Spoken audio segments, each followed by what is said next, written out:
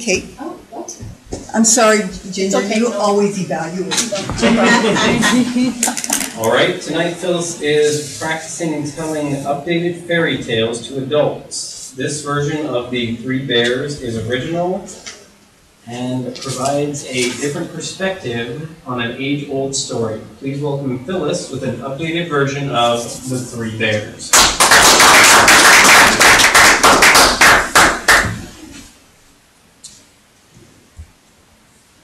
Long ago, in a far, far distant land, where the animals and the humans worked and lived side by side, there was a little girl who caused havoc in her neighborhood.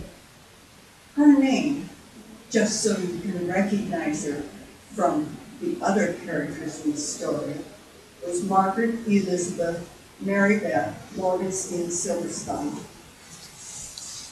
Now that's a very long name to say when you're in trouble, because we all know that when your parents start yelling at you because you've done something wrong, they say every single one of your names. And because she had beautiful, long, blonde hair, they decided just to name her Goldilocks. Because when you're yelling at somebody named Goldilocks, they know exactly who you're talking about. One day, Ms. Goldilocks was being more obnoxious than usual. She was a single child, and we all know that single children are usually spoiled rotten. Well, she was. Her parents had a hard time controlling her behavior, to the point that they were just exhausted. So they said, Goldilocks, please go outside and play. We need to take a nap. You've worn us out. Well, behind the house was a great big woods full of excitement and danger and animals and anything that a little girl would find fun and adventurous and get her out of her parents' hair. So immediately, she ran into the woods.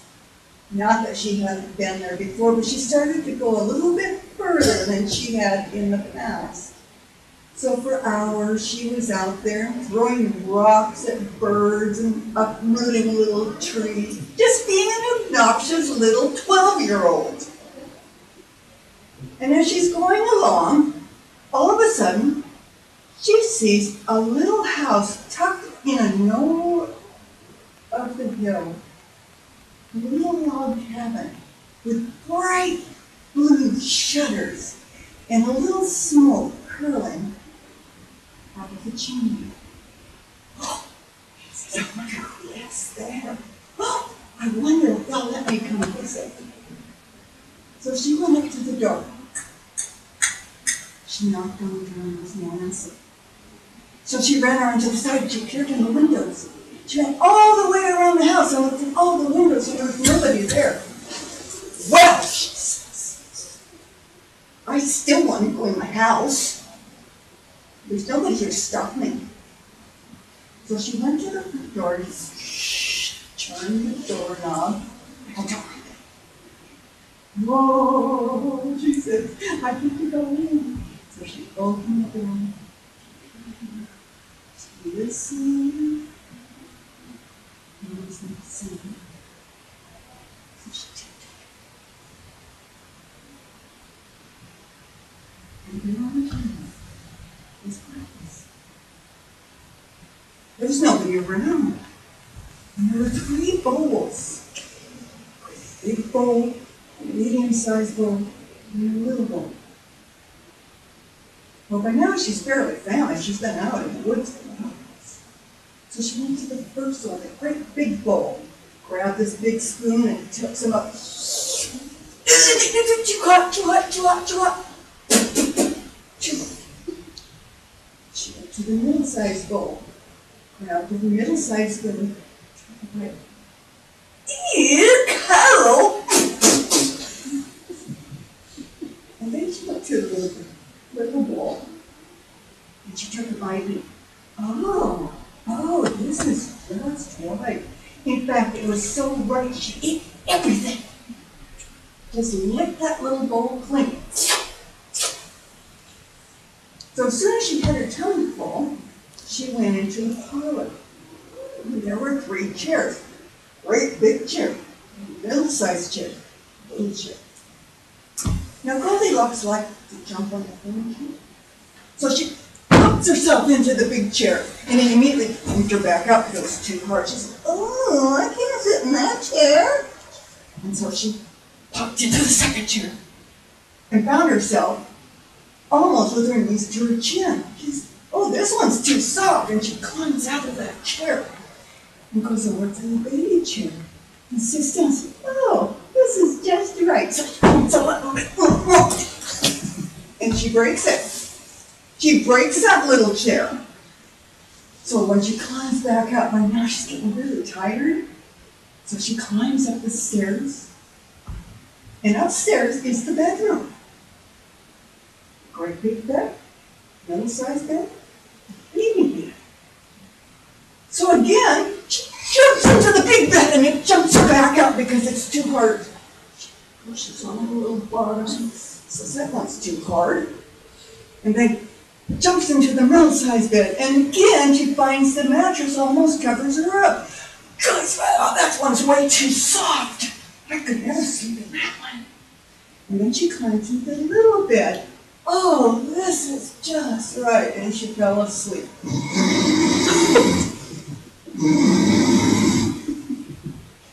But unbeknownst to her,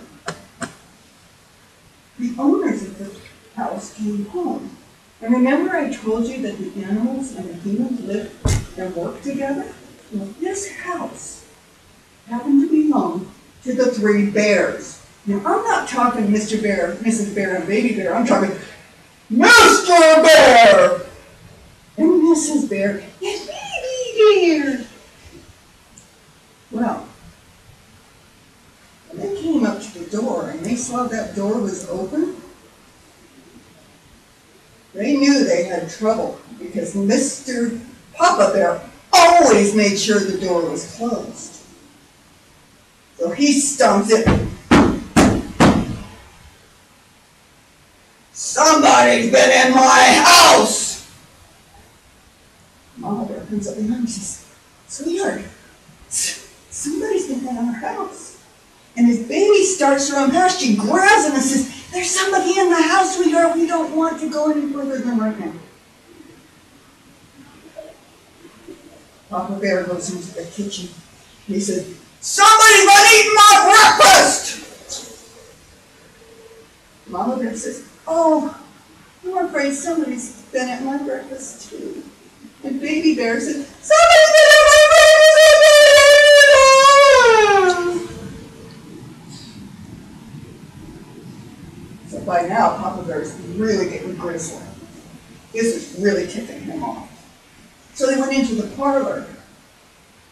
And the cushions on his chair, he has them set just where he wants them, and they weren't where he left them. He says, somebody been sitting in my chair!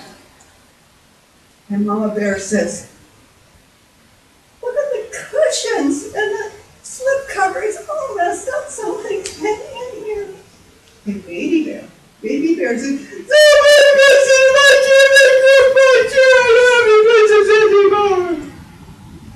Well, by now, Papa's really getting angry. So they stomp upstairs. This is the last place to look.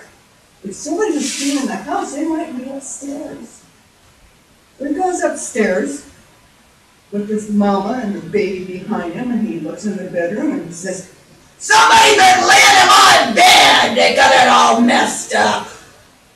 And Mama Bear looks at her bed. She says, there's a crease down the middle of it now. That's not the way I left it.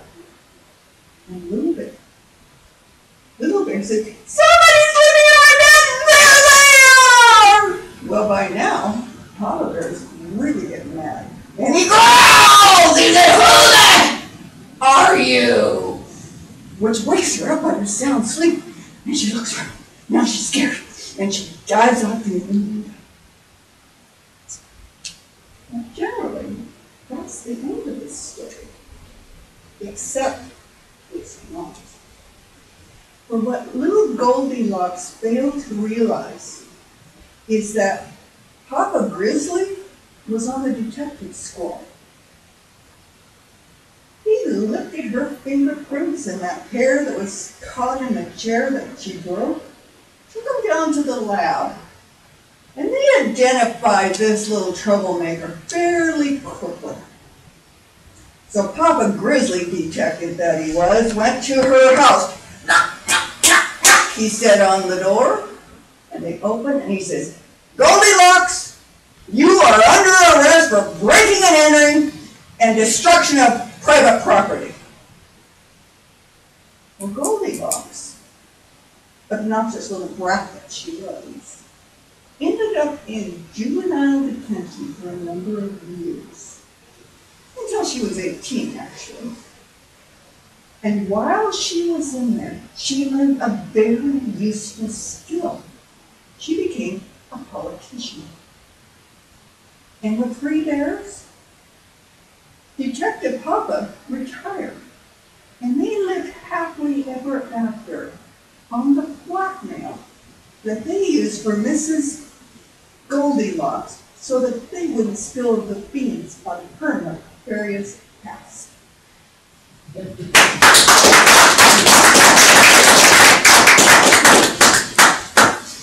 you, Phyllis. All right, let's start on that one. Good.